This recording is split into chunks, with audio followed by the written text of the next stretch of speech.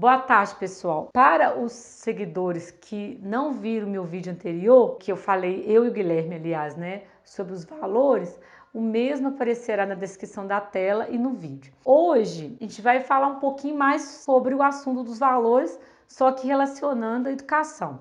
O vídeo de hoje é sobre educação e valores. Eu gostaria de chamar o Guilherme de novo, Guilherme, para você participar, né? Eu já gravei um vídeo sobre Aristóteles e antes de você começar a fazer suas perguntas sobre o assunto, o Aristóteles ele tinha uma ideia bem interessante sobre a questão da educação e valores. Ele falava sobre a questão do hábito. O que seria isso? Se eu sou uma pessoa que aprende a ter um hábito bom na minha infância, por exemplo, se o meu pai é honesto, se a minha família tem bastante noção de honestidade, se é aprendido isso na infância, eu vou ser uma pessoa honesta no futuro. Se eu sou criada em um meio aonde as pessoas, a maioria delas são desonestas, agem desonestamente, eu vou ser desonesta no futuro próximo. Então, essa é a ideia do Aristóteles, né? Você tem alguma dúvida sobre isso? Não. Você concorda com Aristóteles? Você tem alguma dúvida sobre esse assunto? Eu concordo com ele, eu tenho uma dúvida sim. Você concorda com o hábito relacionado à educação? Olha, Guilherme, eu concordo em partes, né? Mas em geral, sim. As pessoas que são criadas em uma família que tem valores sólidos, positivos, que estudam em uma escola onde haja essa harmonia, questão de valores, que tem convivências sociais boas, essas pessoas, elas têm grande probabilidade de serem pessoas honestas, solidárias, terem respeito com os mais idosos, que é uma coisa que a gente não vê muito, né, no Ocidente, porque no Oriente a gente já falou sobre isso em outros vídeos, o idoso é considerado sábio, aquele que é reverenciado. Aqui tem algumas coisas estranhas, algumas coisas erradas que acontecem. Agora, existem exceções. Existem pessoas que são criadas em famílias que não têm valores muito sólidos, convivem numa escola ou em sociedade que é muito complicado e se tornam excelentes seres humanos no futuro, né, quando são adultos. Então, essas exceções acontecem sim. Né? Então eu conheço muitas pessoas de bem que não são formadas nesse hábito correto. Então quer dizer que a ideia do todos, né, do Aristóteles eu não concordo, tem exceções. E a próxima pergunta, Silene. A família ocupa um destaque na formação de hábitos de pessoas? Olha, a família ela tem um papel fundamental. Né? Que atualmente a mídia, alguns setores tentam colocar a família para escanteio, mas a família continua sendo uma instituição aonde desde os 4, 5 anos, segundo Piaget, que é um educador, não sei se você já ouviu falar, já falava, a família ela é responsável por criar os primeiros valores, as primeiras noções ou princípios que auxiliam o indivíduo a agir em sociedade. Atualmente, muitas famílias, né, ou algumas em algumas situações, tem colocado na escola esse papel, formar cidadãos. Espera aí, a escola tem o papel em formar cidadãos. Eu sou professor de filosofia, de sociologia, história.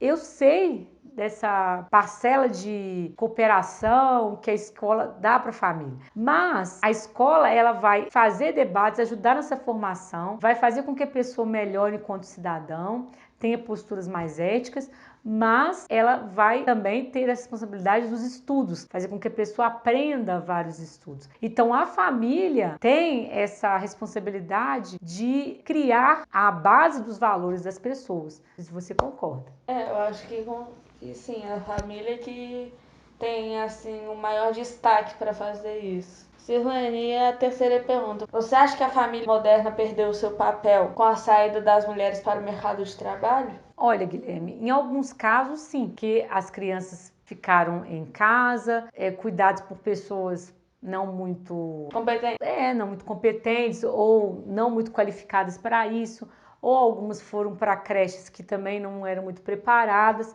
Mas quando a mulher precisa trabalhar, hoje a gente sabe que a situação do Brasil é difícil, do mundo, né? As mulheres, eu trabalho, né? Ajudo meu marido, as mulheres precisam trabalhar sim. Então, quando ela deixa seu filho com uma pessoa de confiança ou numa boa creche, é melhor do que quando ela fica em casa, igual a gente sabe que existem esses casos, onde a mãe fica em casa com os filhos, não cuida bem dos filhos, espanca os filhos, não dá valores, se relaciona com eles de uma maneira de descaso, ou mesmo deixa eles na frente da televisão o dia inteiro para ela ficar sossegada. Porque a gente sabe que a maioria das mães são boas, mas existem algumas que elas criam os filhos, mesmo ficando em casa. Não tem uma relação afetiva. Não, deixa ele no computador, no videogame, na televisão, ele vê o que ele quiser, ela não monitora, não olha nada. Ela quer mesmo ficar dentro da casa dela. Tem hora com o espaço dela. Isso, tem hora que nem fazendo nada, né?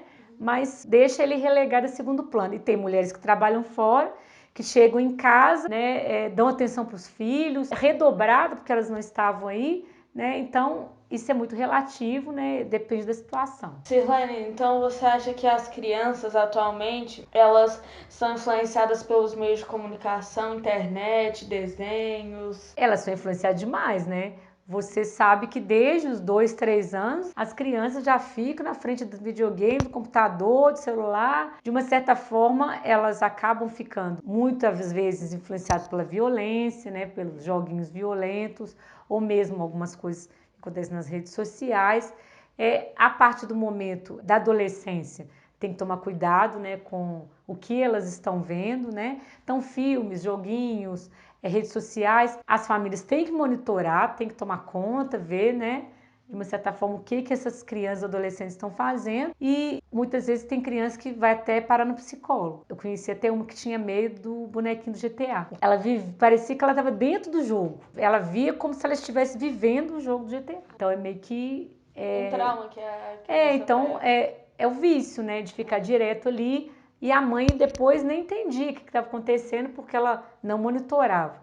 Então, de uma certa forma, é muito bom as redes sociais, meios de comunicação. A gente está até gravando aqui um vídeo para o YouTube. A globalização, o mundo inteiro pode ver. Tem os prós e os contras dos meios de comunicação. Os prós e os contras, né? Então, a família ficar atenta a isso. Os hábitos sedentários também. Você mesmo já viveu isso. Agora que você está mudando os hábitos, né, Guilherme? O que é hábito sedentário, será? Hábitos sedentários são sedentarismo é quando uma pessoa não faz exercício físico, fica só comendo o dia inteiro na frente do videogame, da televisão, ficando gordo, tanto de criança obesa que tem no Brasil hoje, né? Adolescente obeso. Tem um menino que ele é da China, ele tem 3 anos. Ele pesa acho que 65,6 quilos. Pois é. Então, quer dizer, já tem criança e adolescente com colesterol alto. E o pior é que ele ainda odeia andar. Então, quer dizer, hoje até o próprio controle remoto, ele deixa a pessoa preguiçosa. A pessoa fica lá na cama, né? Não, a pessoa não anda mais na rua, Quando só eu ia de na carro. casa da minha avó, eu deixava eu comer na sala. Só que como o controle da televisão deles, eu acho que não tinha botão de desligar, eu levantava, desligava, brincava com eles. Pois é. Eu não ficava na frente da televisão. Ah, e você falou uma coisa interessante. As pessoas hoje, elas nem sentam na mesa para comer junto. Eu e o Marlon, meu marido, a gente senta, minha mãe também com minhas irmãs, a gente tinha sempre lá em casa. Então acaba que é importante, né? Essa questão de você sentar na mesa. Digamos que a internet está separando os meios. Também, a gente família. estava falando primeiro, aí agora surgiu uma outra pergunta, outro questionamento. Falando do sedentarismo, que as pessoas ficando sedentárias, e da separação. A própria televisão no quarto, os notebooks, televisão no quarto, isso tudo separa a família. Porque quando eu morava na casa da minha mãe, a gente via televisão junto. Meu pai não gostava, quando ele era vivo, de televisão em cada quarto. Por quê? Tem casas que você vai que cada um fica no quarto. Ninguém se comunica dentro de casa. Na casa da minha avó tinha isso também, só que a gente assistia todo mundo na televisão da sala. A gente não, tipo, eu ficava no quarto de hóspedes, minha avó no quarto dela, meu avô no quarto dele. Mas você deve já ter visto lugares que os filhos e os pais nem se comunicam. Cada um no seu quadrado, né? E isso é ruim. Então, isso também... Os computadores no quarto também eles têm que ser monitorados, isso. porque senão... Mas essa separação, ela é muito grave. Ela deturpa os valores também. Porque o que significa uma família que vive junto, mas separada? Quer dizer, ela tá junto ali, mas ela não tá. Porque os filhos... Uma família que foi formada para ficar unida, não para ficar um em cada canto. Isso, e a maioria das famílias hoje é separada pelos meios de comunicação, né? Um vê novela no quarto, o outro tá no quarto vendo outra coisa. Para finalizar, o outro vídeo nós vamos falar novamente da tecnologia, como que começou, idade moderna, né? E você mesmo sendo um menino tão novo já tem ideia, né, dos problemas que a tecnologia pode causar ainda, né?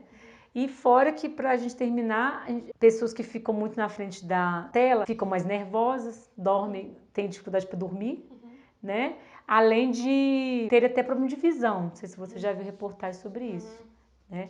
Problemas na mão, né, de tanto teclar, repensar isso aí, né? Então, eu acho que hoje foi um vídeo bem prazeroso, a gente conversou bastante, né? E assunto interessante. Para os seguidores que não me seguem nas redes sociais, Facebook, Instagram, os mesmos aparecerão na descrição da tela e no vídeo.